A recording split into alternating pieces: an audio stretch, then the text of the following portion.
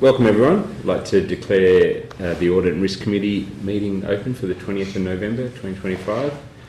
I think everyone's here, a record of attendance. There's no leave of absences or apologies. No response to public question time. There's no public question time. No petitions, deputations, presentations, submissions. Item 6, confirmation of minutes of the Audit Committee held on the 21st of August 2025. Do I have a mover and a seconder? Thank you, Catherine. Mover, seconder, thanks, Tony. All those in favour? Thank you. It's unanimous.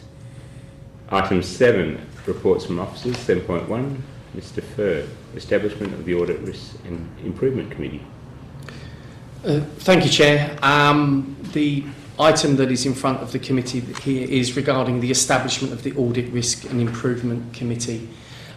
This is in accordance with the amendment regulations, which were meant to be applied and taken from effect from the 1st of July, which means that we need to transition the Audit and Risk Committee to the Audit Risk and Improvement Committee.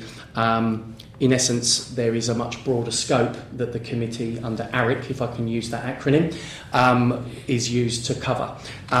So the purpose of this item is to get endorsement from the committee to make recommendations to Council to move in name and in principle, adopting the terms of reference that have been revised to in name commence as the Audit Risk and Improvement Committee in the new year.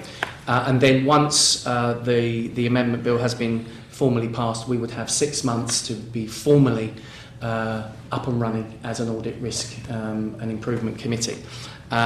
Within that, under the new legislative framework, it requires eventually the establishment will have an independent presiding member or chair, as well as a deputy as well. We're very familiar with that with other organisations and bodies that we're part of, and so there is work to be done in getting independent representatives of the committee appointed. Just as a reminder that the financial implications of this revised committee going forward would be that the independent presiding member or chair would actually be paid along with the deputy as well, including any reasonable travel expenses, of which going forward they would be provisioned in and are provisioned within the budget. The committee will comprise of 3 elected members and the 2 independent representatives. We're meant to hold at least 3 meetings per year, every 4 months, but there is obviously potential, and we can convene meetings as required in accordance with the terms of reference. And as part of this item, the terms of reference for the Audit Risk and Improvement Committee has been drafted.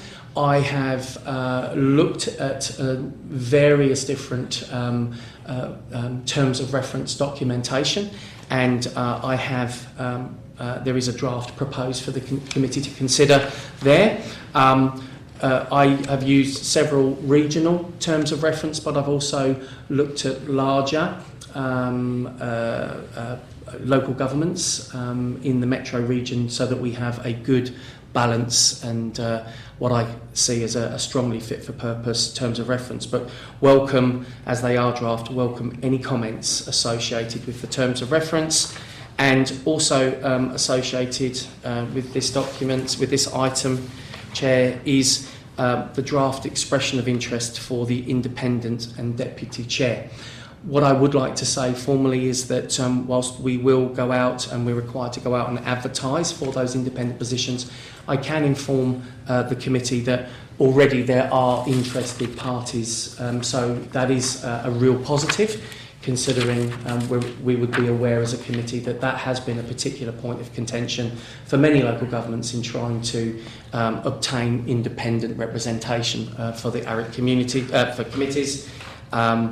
And hence why WALGA have been supporting this process in trying to generate a pool, but we hopefully wouldn't be in that situation, and we would be able to commence our ARIC on time.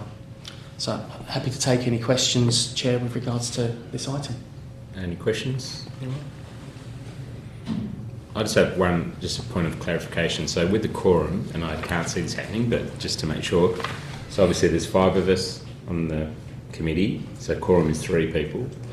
Does say if 2 people away, does it have to have an independent as one of the 3, or are we all equal, if you know what I mean? Just in case something happened and the 2 independent weren't available? Through the Chair, I think it's the point of having an independent and a deputy. I think there needs to be that representative. Otherwise, we're actually going outside the remit of having ARIC. I was just trying to read. Other committees you can actually appoint if you don't have the chair there, but I think ARIC is pretty specific in having that independence associated. So, short answer needs to be either chair or deputy attending. Yeah. And it's good that we actually have some qualified or at least experienced people that are interested, so that's put us ahead of the game for many other shires. So there's no further questions or clarifications? Just one question, Chair, to our CEO. Do we have the option to have, say, a Teams meeting or remote meetings for the audit and risk? Through the Chair, absolutely, that can occur, and you will see there is that kind of migration and that acceptance of actually people attending, certainly from regional local governments as well. There is opportunity for members to attend by Teams, especially when you consider harvest and other areas. But yes, short answer is absolutely, Councillor. Thank you.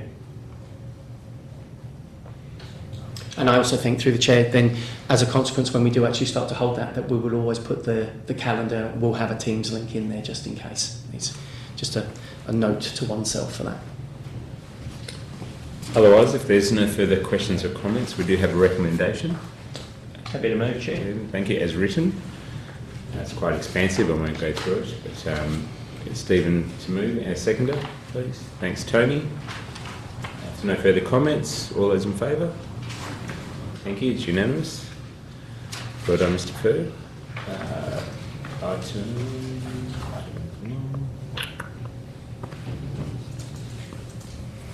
Item 8, new business of urgent nature. Don't think there is any. Item 9, confidential items. Someone like to take us behind closed doors? Thanks. Councillor Strange, seconder. Thanks, Catherine.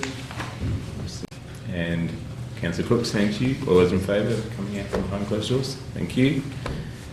All right, we have a recommendation that the Audit and Risk Committee receives a financial management review for 2025, and the points below. There are no high-risk issues, and there are some medium and low as identified. We endorse the management responses and actions outlined in the report. We accept the auditor's findings in accordance with Regulation 5.2c, the Local Government Financial Management Regulations 1996, and we recommend that Council accepts and receives the Financial Management Review for 2025 and its findings. So if someone would like to move that, thank you, Mr. Negri, and thank you, Councillor Crooks. All those in favour? Thank you, it's unanimous. Item 7, I'll get to it.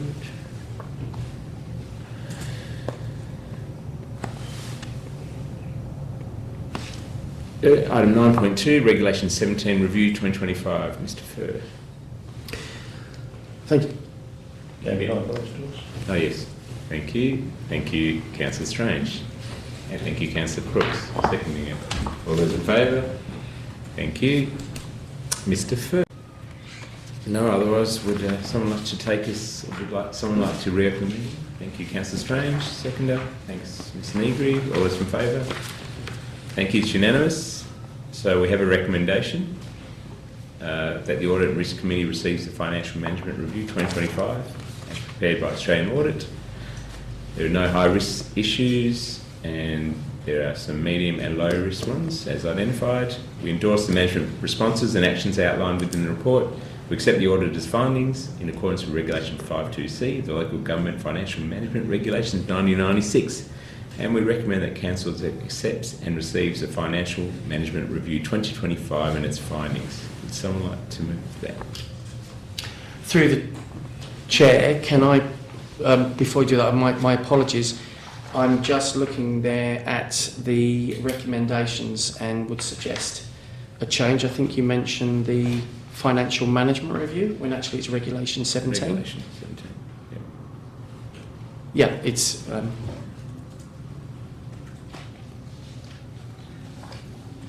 Rather than reread that, Yeah. we'll just change the Financial Management Review 2025 to Regulation 17.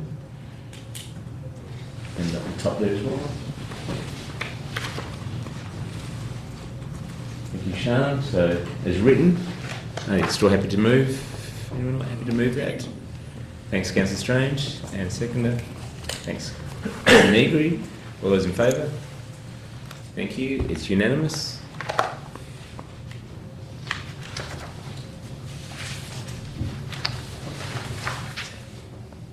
And with that, I thank you for your attendance and we'll close the meeting at 10:32.